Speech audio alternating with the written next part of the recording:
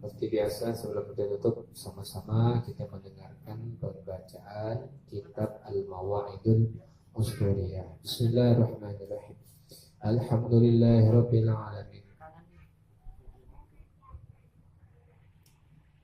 Wassallallahu ala sayyidina Muhammadin wa ala alihi wa sahbihi ajma'in. Subhanaka la ilma lana illa ma 'allamtana innaka antal alimul hakim.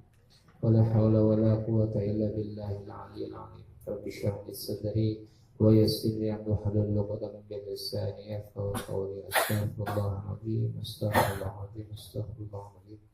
Alladzi la ilaha illa huwal hayyul qayyum wa atubu fanatubu wa syekhul mu'allif rahimahullah ta'ala.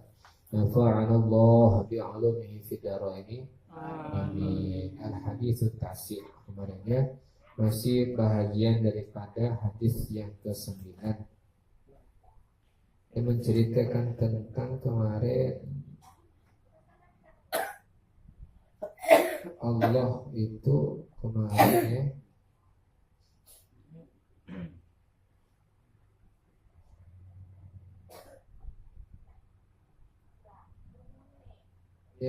ya Allah itu memberikan rezeki kepada wa ma min dabbatin fil ardi illa 'ala Allahi rizquha. Memberikan apa yang melata di atas bumi itu melainkan Allah lah yang memberikannya rezeki. Ata'lamu anni ufika rizqaka fala tatruk ta'ati bisababi rizqi. Allah ya Rasulullah juga memesankan kepada kita dalam hadis qudsinya Allah dan engkau mengetahui kata Allah aku yang memberikan engkau rezeki maka jangan engkau tinggalkan berbuat taat kepadaku sebab rezeki. Ya, wa fi hikayatin wa fi hikayat Ibrahim bin Adham rahmatullahu alaihi ya. Diceritakan oleh cerita tentang Syekh Ibrahim bin Adham. Semoga Allah memberikan rahmat kepada. Adalah sebab taubat beliau suatu hari beliau sedang keluar untuk berburu.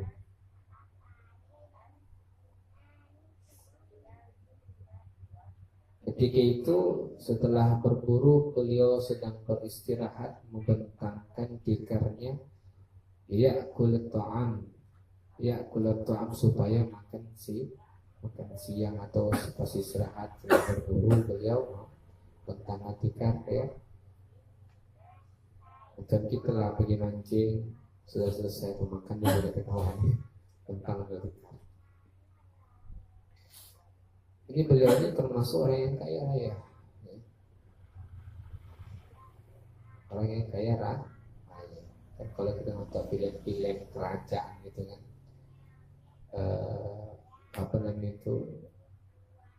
repressingnya para raja itu kan biasanya berburu tuh di kemana hutan, buru harimau, ya kan? Itu film-film ya.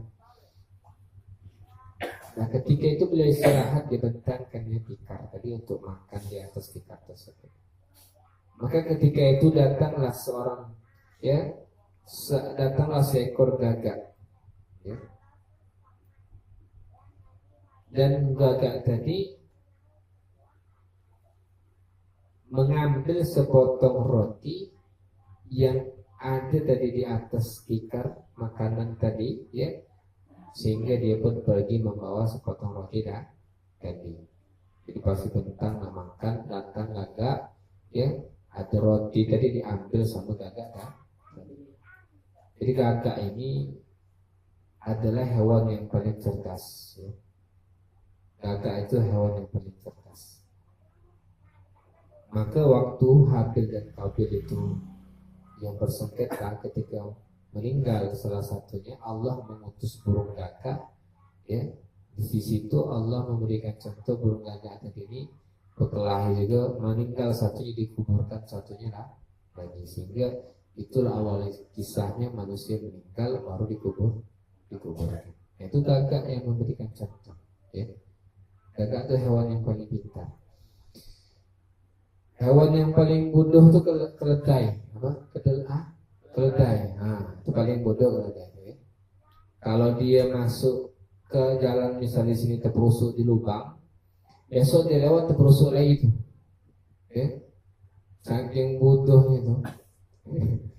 Terperosok lagi deh, karena dia memang hewan yang paling bodoh. Ya.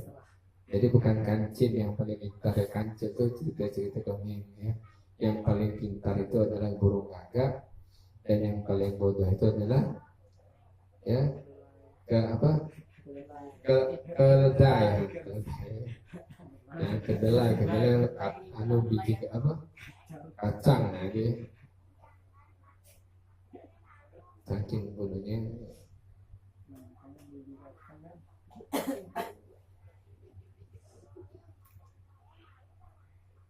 Nah, ketika dibawa tadi sepotong roti, terbanglah burung tadi. Maka Imam Ibrahim bin Adhami terkagum dia, terkejut, ya. Heran dia dengannya, kok ada burung ngambil sepotong roti. Maka itu diikutilah beliau di belakang burung tersebut, sehingga burung tadi terbang menuju puncak, ya, mendaki satu bukit. Dan Imam Ibrahim bin Adham pun tidak melihat lagi kemana rimba burung tersebut. Rupanya dia naik ke atas puncak, naik ke atas gunung. Diikutilah beliau sampailah dia melihat ketika di atas bukit tersebut, melihat burung tadi, ya. Di situ rupanya rajulan masdudan bil habl, ya, mudji'an ala qahahu. Seorang laki-laki yang sedang terikat dengan tali, ya, sedang terlentang. Burung tadi di atas dadinya. Maka manakala Imam Ibrahim tadi melihat laki-laki tersebut dalam keadaan seperti, turunlah dia daripada kudanya dan melepaskan daripada ikatannya, dan ditanya tentang kisah, ya. Kisahnya kok bisa sampai seperti ini. Ya, rupanya burung gagak tadi ini memberi makan kepada orang yang terikat tadi. Tegak di dadanya diberikannya makan.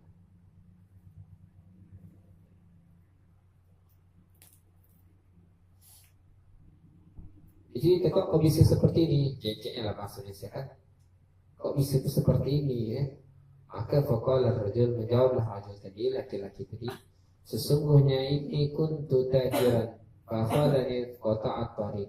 Aku ini asalnya orang yang kaya, ya. Tajir, seorang pedagang, saudagar yang kaya raya. Tapi ketika aku berjalan itu dirampok dan diambil semua hartaku, ya, sehingga perampok tadi ingin membunuhku dengan cara diikatnya aku, dilemparkannya aku ke fihadil maudi, pada tempat ini, ya, diikat, dilemparkan ke bukit tadi, ya.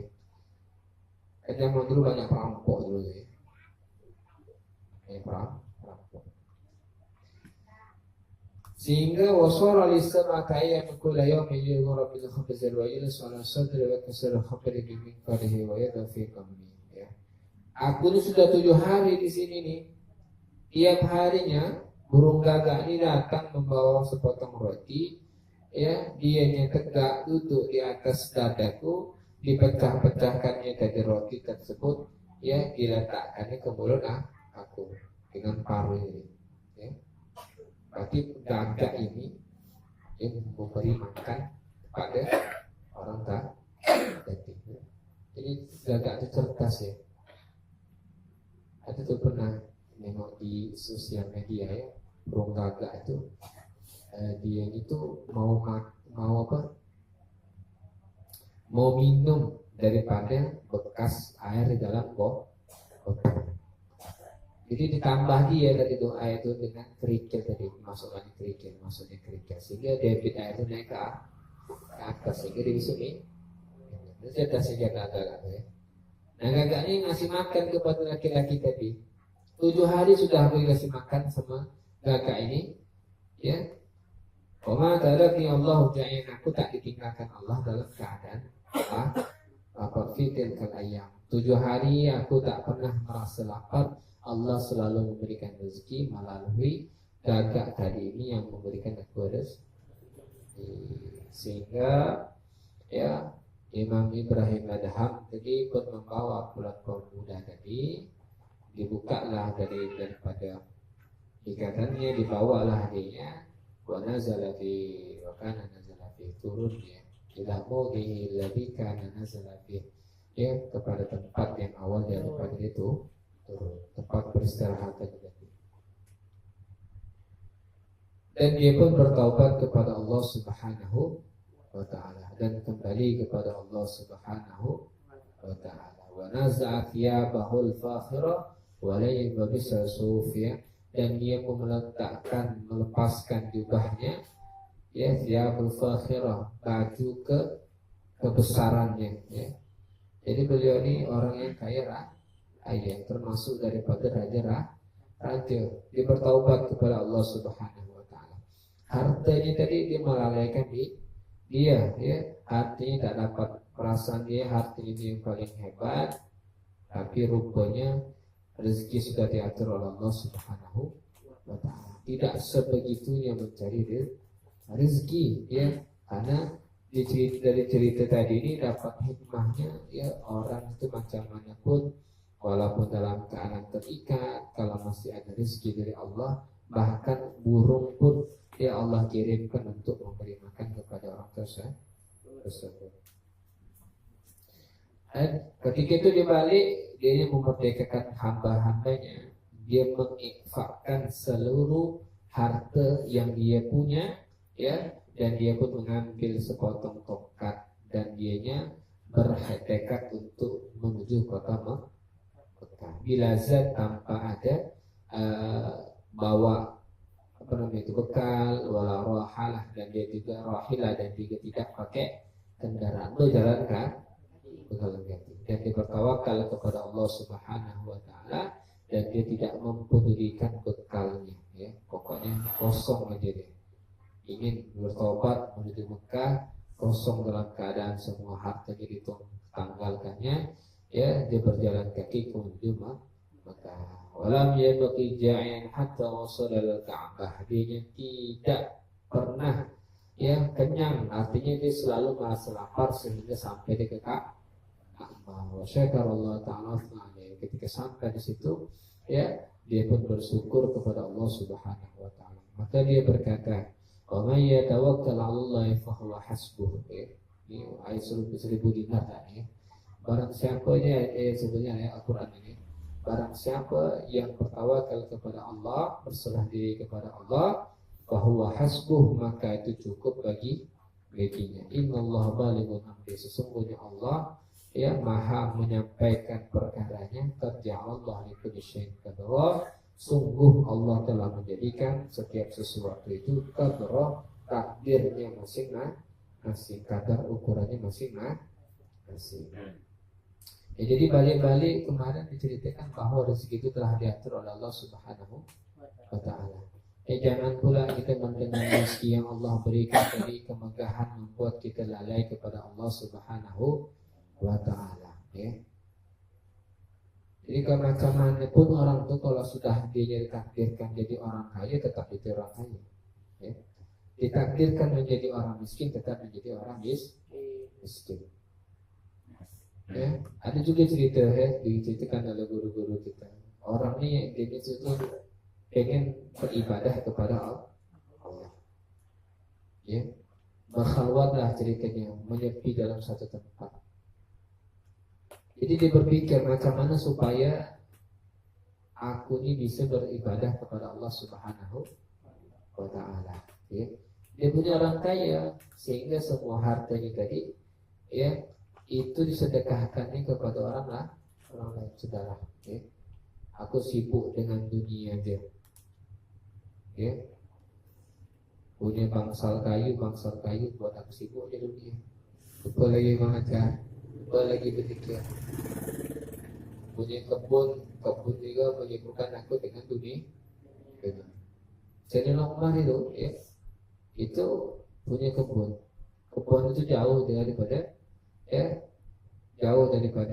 seruan azan. Ketika itu beliau suatu hari pergi ke kebun, tak dengar suara azan. Ketika balik sudah habis orang sholat berjamaah sholat asar, ya. Maka beliau marah beliau. Akhirnya kebun tadi disedekahkan sama orang. Ini buat aku lalai di sholat asar tak kekejar kata Sayyidina Umar. Kalau kita mungkin masih nak kita jual, sudah jual dah. Kalau belum, ambillah nih harta ini melalaikan itu kepada Allah. Gitu ya ulama-ulama. Sedekah kan. Mana kebun mahal sekarang? Tidak mahal sekarang. Jual kebun apa naik? Gimana dia? Nambah hidup namanya lagi. Duit mahal cukup kurang jujuran dia.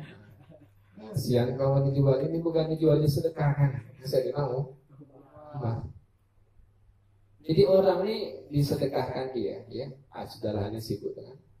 Tapi ketika itu pun juga dia pengen berkhalwat, ya. Tak cukup bagi dia disedekahkan. Sudahlah aku macam mana mau berkhalwat aja lah bersepi. Akhirnya aku berkhalwat dalam keadaan ya dia punya inisiatif supaya dia enak ibadah masuk ke dalam penjara. Masuk ke dalam penjara. Cuman supaya masuk ke dalam penjara ya. Akhirnya ketika masuk dalam penjara ini pada sholat Jumat itu bersama-sama dengan biasanya di misalnya di Masjid Raya lah. Masjid Raya ini ada raja ya. Ketika itu raja ini dianya sholat pasti di saf yang paling pertama. Sudahlah katanya aku sholat di saf pertama aja. Ketika nanti selesai sholat makan aku tempelin aja pala raja ini. Supaya aku bisa masuk ke dalam penjara. Ini memang dulu kan bahaya raja-raja itu disenggol sedikit bahaya ya. Akhirnya ketika selesai sembahyang betul-betul ditempelin itu raja. Melantinglah dari mahkotanya raja tadi. Ketika melanting rupanya di dalam mahkotanya itu terdapat kalajengking rupanya. Nah rupanya ada kalajengking. Sehingga kata raja, oh terima kasih betul. Ini bahaya kalajengking kalau sampai dengan ini. Apalagi bagian kepala. Kalau gitu sudahlah aku hadiahkan kau harga separuh daripada kekayaan aku betul. Ya. Akhirnya jadi balik lagi dapat harta. Dikejar-kejar dengan harta. Jadi apa yang telah ditakdirkan oleh Allah untuk kita tidak akan pernah tertutup. Tapi jangan pula balik majelisnya sudahlah. Ya, dengan pengajian malam tadi rezeki itu sudah kantor ya kawan. Buat hidup ya kawan. Jangan ya. Adalah kena marah sama orang tua. Kau ngaji di mana kau nih katanya. Semenjak pengajian tidak pernah lagi kerja. Tak kerja. Bekal buat untuk ibadah. Berzikir aja dah. Terus. Jadi balik-balik ke Allah likulli syai'in qadar. Allah itu telah menjadikan setiap sesuatu itu takdirnya masing-masing ataupun kadar ukuran. Lihat diri kita. Kita ini berada di posisi mana? Ya. Posisi kita ini apakah menjadi orang yang disibukkan dengan ilmu atau disibukkan dengan berzikir jamaah? Ya. Kayaknya tidak juga kayaknya tidak juga. Jadi kadang-kadang dunia itu juga sebenarnya menuju kepada akhirat. Menuju kepada akhirat. Cuman yang ini hakikatnya dia setiap sesuatu itu macam manapun kita usahakan, ya pasti dia akan ya telah diatur oleh Allah Subhanahu wa taala. Kaya miskin itu telah diatur oleh Allah Subhanahu wa taala. Cuman yang menjadi masalah untuk kita itu cuma satu hal ya. Dalam sebuah hadis dikatakan ya, laisa bi khairikum man taraka dunyahu li akhiratihi walal akhiratu li dunyahu. bukanlah orang yang paling mulia di antara kalian adalah mereka yang meninggalkan dunia lantas mengejar akhirat, ataupun yang mengejar akhirat meninggalkan dunia. Paham ya? Bukan orang yang mengejar akhirat meninggalkan dunia, atau mengejar dunia ya meninggalkan akhirat. Ya. Bukan kedua-duanya, ya. Tetapinya walakinna ya ijtama'an ya. Kalau sebab tetapinya mereka adalah yang mengumpulkan kedua-duanya. Dunia dikejar, akhirat juga dikejar. Fa inna dunya ya balaghun ilal akhirah. Sesungguhnya dunia itu adalah sesuatu yang akan menyampaikan kita kepada akhirat. Kita tidak punya duit nak beli baju untuk sembahyang, untuk kayak orang kan tak bisa juga tuh. Kita tidak punya duit, kita nak beli bensin aja ibadah, misalnya pergi sholat jamaah ke masjid tak sampai juga.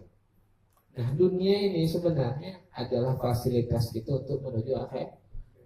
Dapat duit lebih disedekahkan ke orang lain, dapat duit sedikit sedekahkan ke majelis taklim, ke madrasah, ke pesantren, ke tempat-tempat masjid dan sebagainya.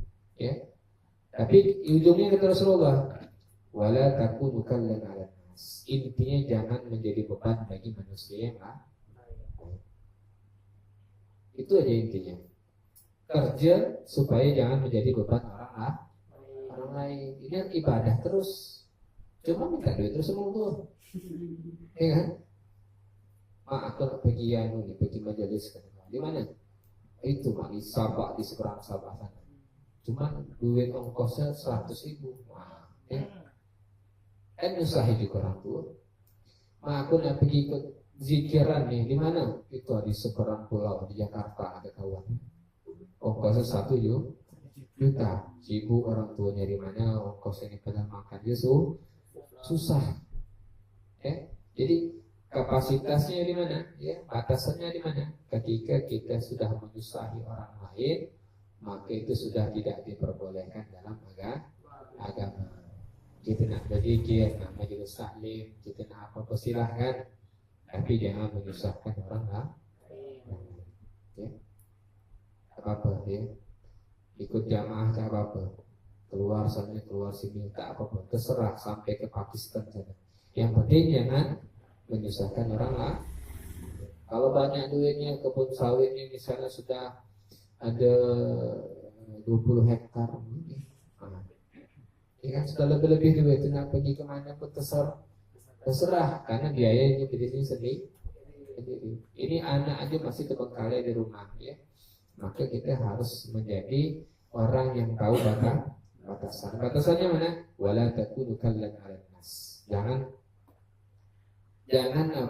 menjadi beban bagi manusia yang lain ya. Jadi jangan pula lepas dengar pengajian rezeki sudah dia. Oh aku tak ada kerja.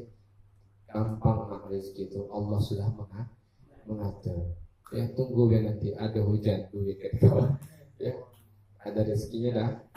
Tidak seperti itu ya. Tidak seperti itu. Itu artinya hakikatnya. Masalah rezeki itu Allah yang mengatur. Ikhtiar itu kewajiban kita. Ya. Ikhtiar tuh kerja, ngaprak kelapa, ya. Bawa tabung gas, ya. Ngaprak kayu ya. Sawit itu ikhtiar kita dan pahalanya luar biasa besarnya di sisi Allah Subhanahu wa ta'ala. Ya, sebagaimana cerita yang sering kita ceritakan ya. Seorang orang muda ya, terakhir lagi ini orang yang anak muda yang ketika itu sedang lewat di depan Rasulullah dan para sahabat. Kata sahabat, wah budak ini katanya badannya kekar, masih muda. Ini kalau ikut berperang fisabilillah ya, pasti dia akan menjadi panglima perang. Kalau dia pergi ke Palestina nih, masya Allah luar biasa kata kawannya. Kata Rasulullah, wala ya, jangan kau katakan seperti itu. Kalau dianya bekerja, ya, wa kana yas'a, ya, ala nafsihi, supaya untuk dirinya dan dia tidak menyusahkan orang lain, maka dianya fahuwa fi sabilillah, orang tersebut termasuk dia berjuang di jalan Allah Subhanahu wa taala.